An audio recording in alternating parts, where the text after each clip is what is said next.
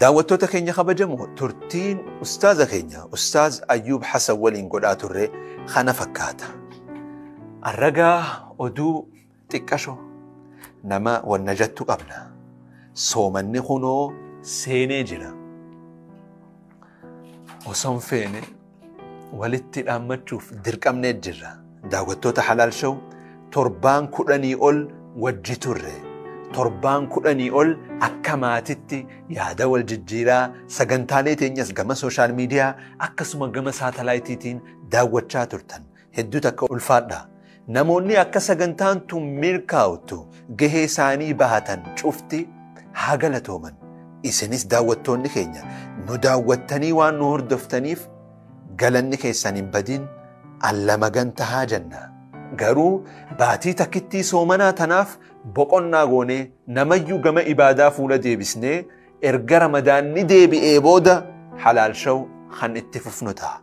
Torbaan as deemu jummata as deemu irraa eegalee haga soomanni goolabamuu Halal Show sagantaan hin jirtu ta'a.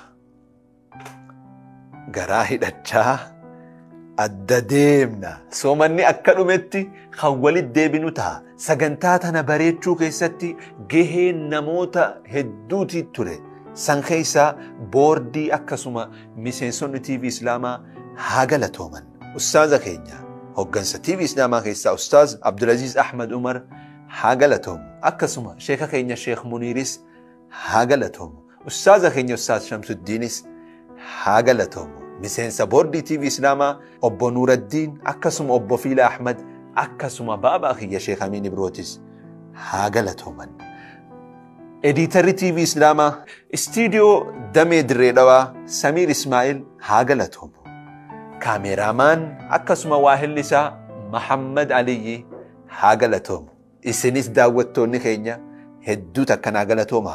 Kabajaan teessan asirra jaalalti teessanis as keessana jirti. Galatooma. Osoo barri salphinaa ni raawwata. Birmadummaan Islaamaatis ni deebiti.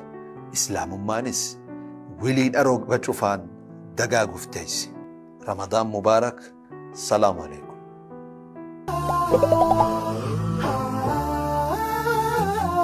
Daawwattoonni keenya hedduu takkanaa galatooma. Kabajaan teessan asirra jaalalti teessanis as keessana jirti. Galatooma.